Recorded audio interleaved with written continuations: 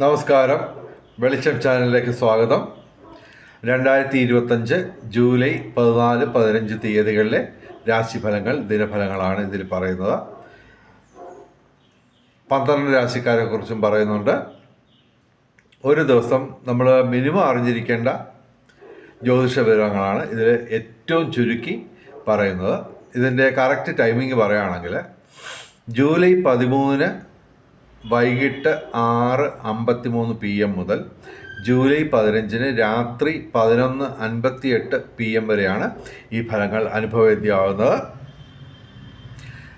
പിന്നെ ഞങ്ങളുടെ വാട്സാപ്പ് ഗ്രൂപ്പിൽ ചേരാൻ ആഗ്രഹമുള്ളവർ 9847291363 എന്ന വാട്സാപ്പ് നമ്പറിൽ മെസ്സേജ് അയയ്ക്കുക, സംശയങ്ങളൊക്കെ ചോദിക്കാം. ഓക്കെ, ആദ്യം മേടം രാശി, അശ്വതി ഭരണി കാർത്തിക ആദ്യപാദം. മേടം രാശിക്ക് ഗുണാധിക്യമാണ് കാണുന്നത്. ശനി മാത്രമാണ് ഡയറക്റ്റായിട്ട് പ്രതികൂലമായിട്ട് നിൽക്കുന്നത്. 7 ശനിയുടെ തുടക്കമാണ്. ശനിയാഴ്ച ശിവന്, അയ്യപ്പന്, ശനിക്ക് വഴിപാടുകൾ നടത്തുക. 6 ഗ്രഹങ്ങൾ ഡയറക്റ്റായിട്ട് അനുകൂലമായിട്ട് നിൽക്കുന്നു. പിതൃസ്വത്ത് ലഭിക്കാം. പിതാവുമായിട്ട് ബന്ധപ്പെട്ട് നിരവധി അനുഗ്രഹങ്ങൾ പ്രതീക്ഷിക്കാം. പിതൃസ്വത്തുമായിട്ട് ബന്ധപ്പെട്ട് കൃഷി, റിയൽ എസ്റ്റേറ്റ് മേഖലയിൽ ലാഭം പ്രതീക്ഷിക്കാം. കലാസാഹിത്യ രംഗത്തൊക്കെ ഉയർച്ചയുണ്ടാവും.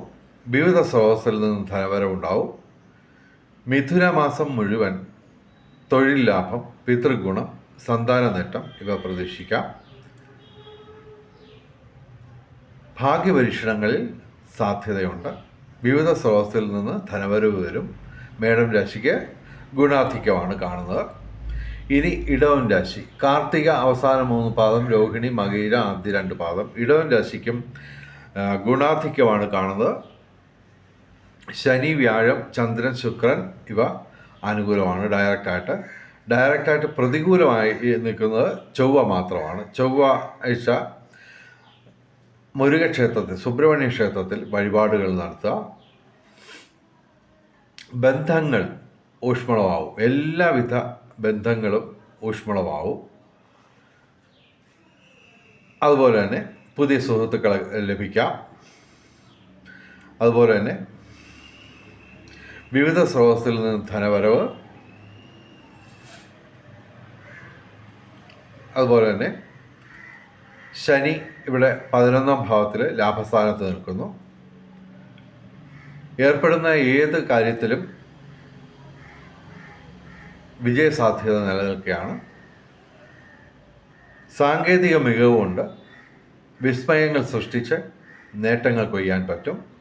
പൊതുവെ ഇടവൻ രാശിക്ക് ഗുണാധിക്യമാണ് കാണുന്നത്.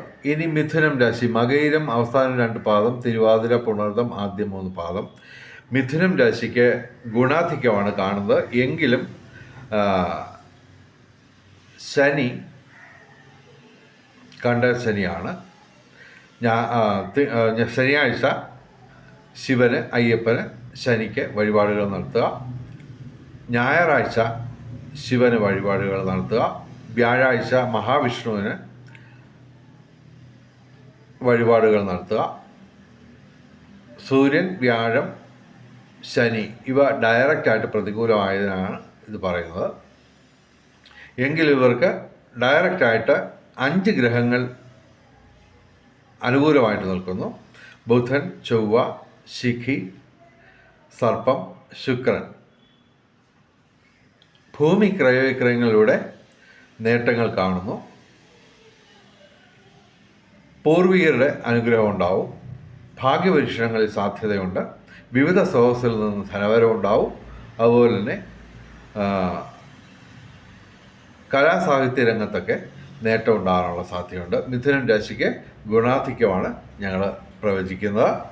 ഇനി കർക്കിടകം രാശി, പുണർദം അവസാന പാദം, പൂയ ആയില്യം.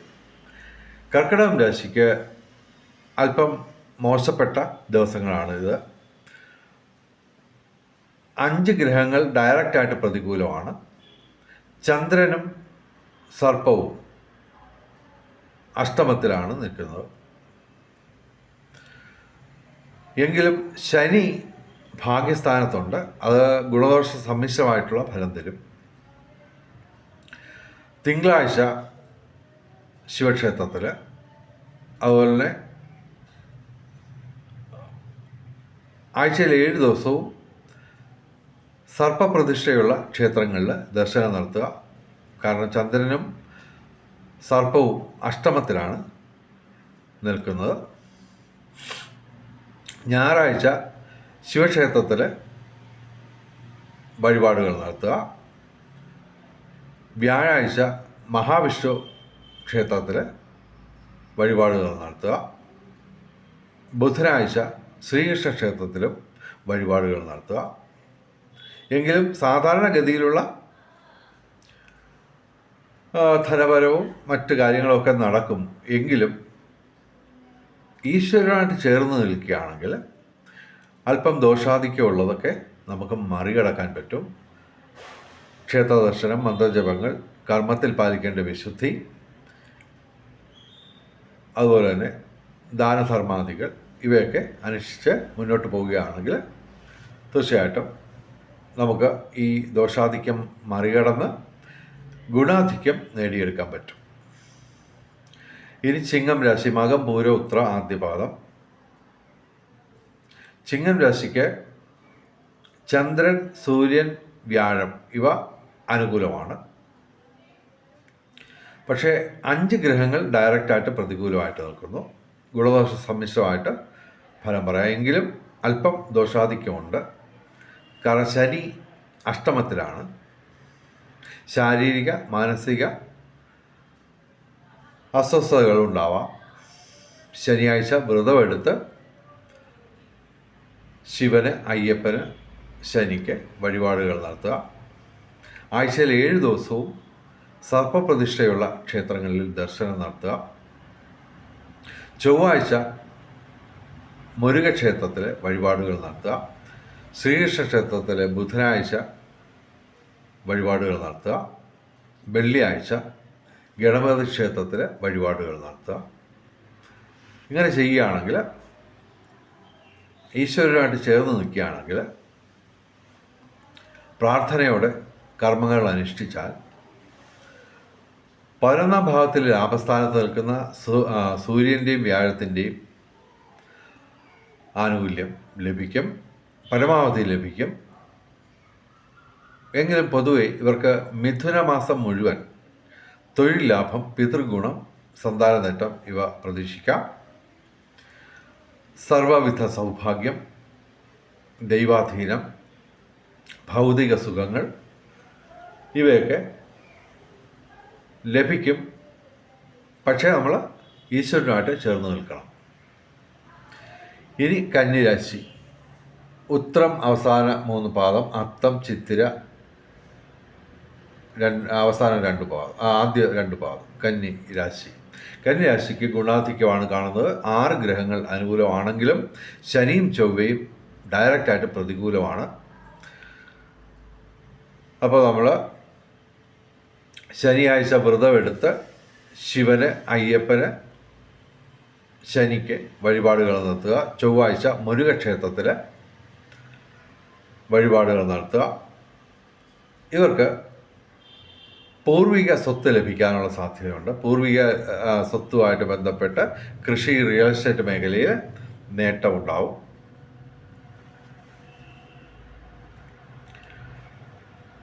ഭാഗ്യപരീക്ഷണങ്ങളിൽ സാധ്യതയുണ്ട്. അതുപോലെ തന്നെ കർമ്മരംഗം തിരക്ക് പിടിച്ച ഒരു അവസ്ഥയിലായിരിക്കും. എങ്കിലും നേട്ടം ഉണ്ടാകാനുള്ള സാധ്യതയാണ് കാണുന്നത്. സൂര്യൻ അനുകൂലമാണ്, കർമ്മഭാവത്തിൽ നിൽക്കുന്നു. പിതൃഗുണം, സന്താന നേട്ടം ഇവ പ്രതീക്ഷിക്കാം. ബുധൻ 11ാം ഭാവത്തിൽ ലാഭസ്ഥാനത്ത് നിൽക്കുകയാണ്. അപ്പോൾ ബൗദ്ധിക മേഖലയിൽ നേട്ടമുണ്ടാവും. കൂടാതെ കലാസാഹിത്യ രംഗത്തും ഉയർച്ചയുണ്ടാവും. വിവിധ സ്രോതസ്സിൽ നിന്ന് ധനപരവും പൊതുവെ കന്യരാശിക്ക് ഗുണാധിക്യമാണ് കാണുന്നത്. തീർച്ചയായിട്ടും അതിൻ്റെ പൂർണ്ണ തോതിലുള്ള അനുഗ്രഹങ്ങൾ കിട്ടാൻ ഈശ്വരനുമായിട്ട് ചേർന്ന് നിൽക്കുക. ഇനി തുലാം രാശി. ചിത്തിര അവസാന 2 പാദം, ചോതി വിശാഖം ആദ്യ 3 പാദം. തുലാം രാശിക്ക് അത്യധികം ഗുണാധിക്യമുള്ള ദിവസങ്ങളാണ്. എങ്കിലും ചന്ദ്രൻ ഡയറക്റ്റായിട്ട് അനുകൂലമല്ല. 5ാം ഭാവത്തിൽ ഗുണദോഷ സമ്മിശ്രമായിട്ട് ഫലം തരും. ഭാഗ്യസ്ഥാനത്ത് സൂര്യൻ ഗുണദോഷ സമ്മിശ്രമായിട്ട് ഫലം തരും. ബാക്കി 7 ഗ്രഹങ്ങളും ഡയറക്റ്റായിട്ട് അനുകൂലമാണ്. എന്തും നേടാം. ഞാൻ സാഹിത്യമൊന്നും പറയുന്നില്ല, ഡീറ്റെയിൽഡായിട്ടൊന്നും ഞാൻ പറയുന്നില്ല. തുലാം രാശിക്ക് അത്യധികം ഗുണാധിക്യമാണ്. ഈശ്വരനായിട്ട് ചേർന്ന് നിന്നാൽ എന്തും സംഭവിക്കാം, എന്തും നേടാം നിങ്ങൾക്ക്. സൂര്യനൊക്കെ നിങ്ങൾക്ക് വേണ്ടി മാത്രം ഉദിക്കും, അങ്ങനെയൊക്കെ പറഞ്ഞ് ഞാൻ ബോറടിപ്പിക്കുന്നില്ല. പക്ഷെ സംഭവം ഇതാണ്, അടിപൊളി സമയമാണ്. പ്രധാനപ്പെട്ട എല്ലാ കാര്യങ്ങളും ഈ 17, 18, 19 തീയതികളിലും, അതുപോലെ 24, 25, 26, 27, 28 ജൂലൈ മാസം പ്രധാനപ്പെട്ട കാര്യങ്ങളൊക്കെ ചെയ്യാൻ ശ്രമിക്കുക. അതൊക്കെ നേരത്തെ കൂട്ടി പ്ലാൻ ചെയ്ത് നിൽക്കുക. കാര്യം ഈ പറയുന്നതൊക്കെ 9 ഗ്രഹങ്ങളൊക്കെ അനുകൂലമായിട്ട് വരാൻ പോവുകയാണ്. ഇവിടെ ഇന്നിപ്പോൾ ഈ 2 ദിവസങ്ങളിൽ 7 ഗ്രഹങ്ങളാണ് അനുകൂലം. അപ്പോൾ ഗുണദോഷ സമ്മിശ്രമായിട്ട് ഇപ്പോൾ നിൽക്കുന്ന സൂര്യനും ചന്ദ്രനും ഒക്കെ 17-ാം തീയതി മുതൽ എല്ലാം അനുകൂലമായിട്ട് വരുന്നു. അപ്പോൾ അതൊക്കെ നേരത്തെ പ്ലാൻ ചെയ്ത്. പക്ഷെ ഒരു കാര്യമുണ്ട്, ഈശ്വരനുമായിട്ട് ചേർന്ന് നിൽക്കാതെ ഒരു പരിപാടിയും നടക്കത്തില്ല. ബ്രഹ്മമുഹൂർത്തത്തിലൊക്കെ കിടന്ന് ഉറങ്ങിയിട്ട് ജ്യോതിഷനെ ചീത്ത വിളിച്ചിട്ട് ഒരു കാര്യമില്ല. ഇടിവെട്ട് സൗഭാഗ്യം എന്നൊക്കെ പറഞ്ഞിട്ട് ഇടിവെട്ടും ഇല്ല മഴയും ഇല്ല എന്നൊക്കെ പറഞ്ഞിട്ട് കാര്യമില്ല. രാവിലെ ബ്രഹ്മമുഹൂർത്തത്തിൽ, ഇപ്പോൾ എല്ലാ ദിവസവും ഞങ്ങൾ ബ്രഹ്മമുഹൂർത്തത്തിൻ്റെ കറക്റ്റ് ടൈമിങ് പറയുന്നുണ്ട്. ആ സമയം നമ്മൾ പ്രാർത്ഥനയ്ക്ക് ഉപയോഗിക്കുക. പ്രധാനമായിട്ടുള്ള കാര്യങ്ങളൊക്കെ ചെയ്യുക. ബ്രഹ്മമുഹൂർത്തം, അഭിജിത്ത് മുഹൂർത്തം, പിന്നെ രാഹുകാലം, പ്രധാനപ്പെട്ട കാര്യങ്ങളിൽ നിന്ന് വിട്ടു നിൽക്കുക. യാത്രയാണ് പ്രധാനമായിട്ട് ഒഴിവാക്കേണ്ടത് രാഹുകാലത്ത്. അപ്പോൾ ഇതൊക്കെ നോക്കിയും കണ്ടുമൊക്കെ ചെയ്യുകയാണെങ്കിൽ എന്ത് നേട്ടവും നേടാവുന്ന സമയമാണ്. പക്ഷേ ബ്രഹ്മമുഹൂർത്തത്തിൽ എൻ്റെ കാര്യം ഞാൻ പറയാം. ഞാൻ രാവിലെ കൃത്യം 5:13 വിളക്ക് കത്തിച്ച് പ്രാർത്ഥിക്കും. കൃത്യമായിട്ട് ക്ഷേത്ര ദർശനമൊക്കെ നടത്തുന്നുണ്ട്. അത്യാവശ്യം ദാനധർമാദികളും. പിന്നെ അതൊക്കെ ജ്യോതിഷത്തിൽ പറയുന്നത് മാത്രമേ ഞാൻ പറയത്തുള്ളൂ, അല്ലാതെ വെറുതെ ഒരു തള്ളൊന്നുമല്ല. ജ്യോതിഷം പറയുന്നത് ഞാൻ പറയുന്നു, അത്രയേ ഉള്ളൂ. പിന്നെ കൃത്യനിഷ്ഠ അത് നിർബന്ധമാണ്. പ്രാർത്ഥിക്കുന്നതിനും കൃത്യനിഷ്ഠയുണ്ട്. കാര്യം നമുക്കൊന്നും കൃത്യമായിട്ടുള്ള നിഷ്ഠയില്ലെങ്കിലും ഈശ്വരന് കൃത്യമായിട്ടുള്ള നിഷ്ഠയുണ്ട്. കൃത്യം ടൈമിൽ നിങ്ങളുടെ വീട്ടിൽ ഈശ്വരൻ്റെ സാന്നിധ്യം ഉണ്ടാവണമെങ്കിൽ കൃത്യം ടൈമിൽ പ്രാർത്ഥിക്കുക. ഈശ്വരനായിട്ട് ചേർന്ന് നിന്ന് കഴിഞ്ഞാൽ എന്തും നേടാം. അത് മാത്രമല്ല, ദുര്യോഗങ്ങളൊക്കെ ഉണ്ടെങ്കിൽ അതൊക്കെ അടന്ന് നമുക്ക് പോകാൻ പറ്റും. അതിന് ഏറ്റവും അത്യാവശ്യം വേണ്ടത് കൃത്യനിഷ്ഠയോടെ പ്രാർത്ഥിക്കുക, കർമ്മങ്ങൾ അനുഷ്ഠിക്കുക, ദാനധർമാദികൾ ചെയ്യുക. പിന്നെ ഇപ്പോൾ നമുക്ക് തുലാം രാശിയാണെന്ന് പറഞ്ഞാലും നിങ്ങളുടെ ഗ്രഹനിലയിൽ ലഗ്നം എവിടെയാണെന്ന് കണ്ടുപിടിക്കുക. ആ ലഗ്നാധിപൻ്റെ രാശിയും, ഇപ്പോൾ ഞാൻ കർക്കിടക ലഗ്നമാണ്, തുലാം രാശിയാണെങ്കിൽ, അപ്പോൾ കർക്കിടക രാശിയുടെ ഫലവും എനിക്ക് വരും. കർക്കിടക രാശിക്ക് കുറച്ച് നാളായിട്ടും വലിയ ബുദ്ധിമുട്ടാണ്. എന്നിട്ടും ഇപ്പോൾ അതൊക്കെ എനിക്ക് കാര്യങ്ങളൊക്കെ നടക്കുന്നുണ്ട്. അത് ഇപ്പോൾ അതൊക്കെ ഈശ്വരനായിട്ട് ചേർന്ന് നിന്ന് നിരന്തരം എല്ലാ സമയവും കർമ്മങ്ങൾ അനുഷ്ഠിക്കുന്ന സമയത്ത് പോലും ഞാൻ പ്രാർത്ഥനയോടെയാണ് കാര്യങ്ങൾ ചെയ്യുന്നത്. അതുകൊണ്ട് കർക്കിടകം രാശിയുടെ ഫലം എനിക്ക് വരുമെങ്കിലും അതൊക്കെ മറികടക്കാൻ എനിക്ക് സാധിക്കുന്നത് തീർച്ചയായിട്ടും ഈശ്വരനായിട്ട് ചേർന്ന് നിൽക്കുകയും ബ്രഹ്മമുഹൂർത്തത്തിൽ ഉണർന്ന് കുളിച്ച് റെഡിയായി ഷാർപ്പ് ടൈമിൽ നമ്മൾ പ്രാർത്ഥിക്കും. അപ്പോൾ അങ്ങനെയൊക്കെ ചെയ്യുന്നെങ്കിലേ ഇതൊക്കെ അനുഭവത്തിൽ വരത്തുള്ളൂ. അല്ലാതെ ബ്രഹ്മമുഹൂർത്തത്തിലൊക്കെ കിടന്ന് പുതപ്പും മൂടി കിടന്ന് ഉറങ്ങിയിട്ട് എന്നെ ചീത്ത വിളിച്ചിട്ട് ഒരു കാര്യമില്ല. അപ്പോൾ കർമ്മശുദ്ധി അതാണ് ഏറ്റവും പ്രധാനം. ഈശ്വരനെ ഇഷ്ടപ്പെടാത്ത ഒരു ചിന്ത പോലും നമുക്ക് പാടില്ല. അപ്പോൾ അങ്ങനെയൊക്കെ ചെയ്യുകയാണെങ്കിൽ എന്തും നേടാം. എത്ര വലിയ ദുര്യോഗവും നമുക്ക് മറികടക്കാൻ പറ്റും. എനിവേ, ഇനി വൃശ്ചികം രാശി. വിശാഖം അവസാന പാദം, അനിഴം തൃക്കേട്ട. വൃശ്ചികം രാശിക്ക് 6 ഗ്രഹങ്ങൾ ഗുണദോഷ സമ്മിശ്രമായിട്ട് നിൽക്കുന്നു. ചൊവ്വ മാത്രമാണ് ഡയറക്റ്റായിട്ട് അനുകൂലമായിട്ട് നിൽക്കുന്നത്. എങ്കിലും ഇവർക്ക് ഗുണദോഷ സമ്മിശ്രമായിട്ടുള്ള ഫലമാണ് ഞങ്ങൾ പറയുന്നത്. കാര്യം ഭൂരിപക്ഷം ഗ്രഹങ്ങളും ഗുണദോഷ സമ്മിശ്രമായിട്ടുള്ള ഫലം തരും. പിന്നെ ഡയറക്റ്റായിട്ട് പ്രതികൂലമായിട്ടുള്ളത് സൂര്യനും വ്യാഴവുമാണ്. അഷ്ടമത്തിലാണ് സൂര്യനും വ്യാഴവും. അപ്പോൾ ഞായറാഴ്ച ശിവക്ഷേത്രത്തിൽ, വ്യാഴാഴ്ച മഹാവിഷ്ണു ക്ഷേത്രത്തിൽ വഴിപാടുകൾ നടത്തി മുന്നോട്ട് പോവുകയാണെങ്കിൽ ഇവർക്ക് പൊതുവെ ഭൂമി ക്രയവിക്രയങ്ങളിലൂടെ നേട്ടങ്ങൾ വരാനുള്ള സാധ്യതയാണ് കാണുന്നത്. പിന്നെ നിയമപരമായ പ്രശ്നങ്ങളൊക്കെ വരുമെങ്കിലും അത് മറികടക്കാൻ പറ്റും. രാഷ്ട്രീയ രംഗത്തും പൊതുരംഗത്തും ഉയർച്ച ഉണ്ടാവും. പൊതുവെ വൃശ്ചികം രാശിക്ക് ഗുണദോഷ സമ്മിശ്രമായിട്ടാണ് ഫലം പറയുന്നത്. ഇനി ധനുരാശി. മൂലം പൂരാട ഉത്രാട ആദ്യപാദം. ധനുരാശിക്ക് ശനി മാത്രമാണ് ഡയറക്റ്റായിട്ട് പ്രതികൂലമായിട്ടുള്ളത്. ശനിയാഴ്ച വ്രതമെടുത്ത് ശിവന്, അയ്യപ്പന്, ശനിക്ക് വഴിപാടുകൾ നടത്തുക. ഇവർക്ക് 5 ഗ്രഹങ്ങൾ ഡയറക്റ്റായിട്ട് അനുകൂലമാണ്. ഗുണാധിക്യമാണ് ഞങ്ങൾ കാണുന്നത്. ചന്ദ്രനും ഇവിടെ അനുകൂലമാണ്. വ്യാഴമാണ് പ്രധാനമായിട്ടും ഇവർക്ക് അനുകൂലമായിട്ട് നിൽക്കുന്നത്. ദാമ്പത്യ സുഖം, വിവാഹമായിട്ട് ബന്ധപ്പെട്ട കാര്യങ്ങൾ അനുകൂലമാവും. അതുപോലെ തന്നെ പ്രേമ ബന്ധങ്ങളിലും നേട്ടമുണ്ടാവും. ബൗദ്ധിക മേഖലയിൽ ഉയർച്ചയുണ്ടാവും. അതുപോലെ തന്നെ പൂർവികരുടെ അനുഗ്രഹം ഉണ്ടാവും. ഭാഗ്യപരീക്ഷണങ്ങളിൽ സാധ്യതയുണ്ട്. ധനുരാശിക്ക് ഗുണാധിക്യമാണ് ഞങ്ങൾ പറയുന്നത്. ഇനി മകരം രാശി. ഉത്രാടം അവസാന 3 പാദം, തിരുവോണം, അവിട്ടം ആദ്യ 2 പാദം. മകരം രാശിക്ക് ഗുണദോഷ സമ്മിശ്രമാണ് ഞങ്ങൾ പറയുന്നത്. ശനി അനുകൂലമാണ്. അതാണ് ഇവിടെ ഏറ്റവും വലിയ പ്രധാനമായിട്ടുള്ള കാര്യം.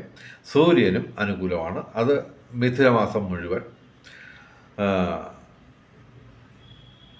പിതൃ സ്വത്ത് ലഭിക്കാം, പിതൃഗുണം, സന്താന നേട്ടം, സർവകാര്യ വിജയം, അതുപോലെ തന്നെ വിവിധ സ്രോതസ്സിൽ നിന്ന് ധനവരവ്, സാങ്കേതിക മികവ് കൊണ്ട് നേട്ടങ്ങൾ നേടാൻ പറ്റും. എങ്കിലും ഇവർക്ക് വ്യാഴം, ചൊവ്വ, ശിഖി ഇവ പ്രതികൂലമാണ്. അഷ്ടമത്തിലാണ് ചൊവ്വ. അപ്പോൾ അത് നമ്മൾ വാഹനം ഓടിക്കുമ്പോഴൊക്കെ ശ്രദ്ധിക്കുക. അതുപോലെ ചൊവ്വാഴ്ച മുരുകക്ഷേത്രത്തിൽ, സുബ്രഹ്മണ്യ ക്ഷേത്രത്തിൽ വഴിപാടുകൾ നടത്തുക. വ്യാഴാഴ്ച മഹാവിഷ്ണു ക്ഷേത്രത്തിൽ വഴിപാടുകൾ നടത്തുക. വെള്ളിയാഴ്ച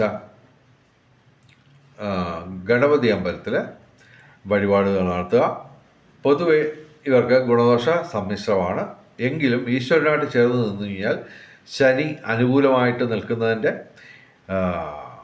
മുഴുവൻ നേട്ടങ്ങളും നിങ്ങൾക്ക് നേടാൻ പറ്റും. സർവകാര്യ വിജയം നേടാൻ പറ്റും.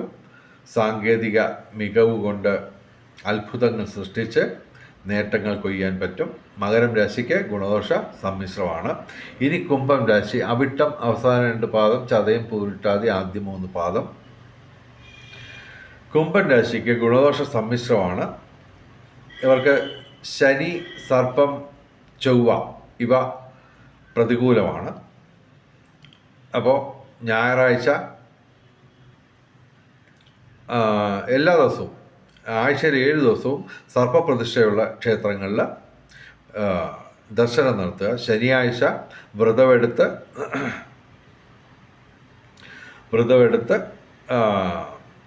ശിവന്, അയ്യപ്പന്, ശനിക്ക് വഴിപാടുകൾ നടത്തുക. ചൊവ്വാഴ്ച മുരുകക്ഷേത്രത്തിൽ വഴിപാടുകൾ നടത്തുക. ഇവർക്ക് ശുക്രനും വ്യാഴവും അനുകൂലമാണ്. അപ്പോൾ ബന്ധങ്ങൾ സുദൃഢമാവും. അതുപോലെ തന്നെ പ്രധാനമായിട്ടും പ്രേമബന്ധങ്ങൾ അനുകൂലമായ ഒരു വഴിത്തിരിവിലേക്ക് എത്താം. അത് വിവാഹത്തിൽ കലാശിക്കാം. ദാമ്പത്യ ജീവിതം നന്നായിരിക്കും. അതുപോലെ തന്നെ വിവിധ സ്രോതസ്സിൽ നിന്ന് ധനവരവുണ്ടാവും. ദൈവാധീനം കാണുന്നു. അതുപോലെ തന്നെ മിഥുനമാസം മുഴുവൻ ഇവർക്ക് തൊഴിൽ ലാഭം, പിതൃഗുണം, സന്താന നേട്ടം ഇവ പ്രതീക്ഷിക്കാം. പൊതുവെ കുംഭൻ രാശിക്ക് ഈശ്വരനുമായിട്ട് ചേർന്ന് നിന്ന് കഴിഞ്ഞാൽ തീർച്ചയായിട്ടും ഗുണാധിക്യം നേടിയെടുക്കാൻ പറ്റും. പൊതുവെ കുംഭൻ രാശിക്ക് ഗുണദോഷ സമ്മിശ്രമാണ്. ഇനി മീനം രാശി, പൂരുരുട്ടാതി അവസാന പാദം ഉത്രട്ടാതി രേവതി. മീനം രാശിക്ക് ഗുണദോഷ സമ്മിശ്രമാണ്. ശനി, ചന്ദ്രൻ, സർപ്പം ഇവ പ്രതികൂലമാണ്. തിങ്കളാഴ്ച ശിവക്ഷേത്രത്തിൽ ആഴ്ചയിൽ 7 ദിവസവും സർപ്പ പ്രതിഷ്ഠയുള്ള ക്ഷേത്രങ്ങളിൽ ദർശനം നടത്തുക. ശനിയാഴ്ച വ്രതമെടുത്ത്, കാരണം ജന്മശനിയാണ്, ശനിയാഴ്ച വ്രതമെടുത്ത് ശിവന്, അയ്യപ്പന്, ശനിക്ക് വഴിപാടുകൾ നടത്തുക. ഇവർക്ക് ഭൂമി ക്രയവിക്രയങ്ങളിലൂടെ നേട്ടങ്ങൾ കാണുന്നു. അതുപോലെ തന്നെ വിവിധ സ്രോതസ്സിൽ നിന്ന് ധനവരവ് വരാം. ബന്ധങ്ങൾ ഊഷ്മളമാവും. പൊതുവെ മീനം രാശിക്ക് ഗുണദോഷ സമ്മിശ്രമാണ്. ഇനി ഭാഗ്യ നമ്പറുകൾ നോക്കാം. 14/7/2025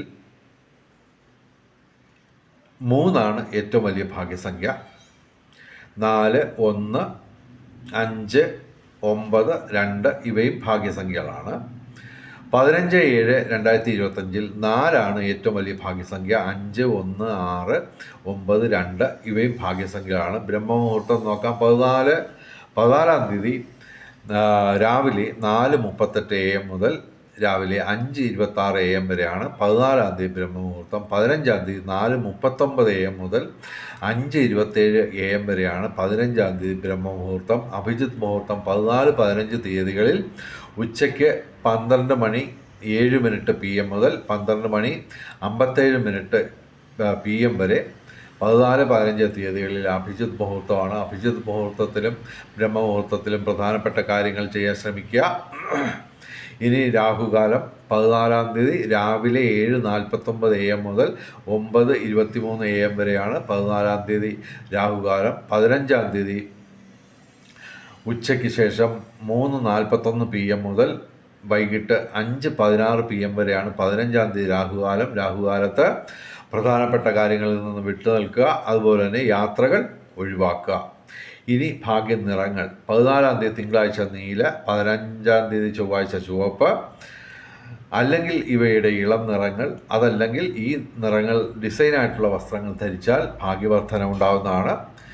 വെളിച്ചം ചാനലിൻ്റെ മുഴുവൻ പ്രേക്ഷകർക്കും സർവകാര്യ വിജയം, സർവ്വവിധ സൗഭാഗ്യം, രാജകീയ സുഖഭോഗങ്ങൾ, അപ്രതീക്ഷിത ധനലാഭങ്ങൾ, അപ്രതീക്ഷിത സൗഭാഗ്യങ്ങൾ ഇവ ഗുരുവായൂരപ്പൻ അനുഗ്രഹിച്ചു തന്ന് എല്ലാവരുടെയും ജീവിതത്തിൽ വെളിച്ചവും ഐശ്വര്യവും സമ്പൽ സമൃദ്ധിയും വന്നു ചേരട്ടെ എന്ന് പ്രാർത്ഥിച്ചുകൊണ്ട് വിടവാങ്ങുന്നു. നമസ്കാരം. ശുഭദിനം.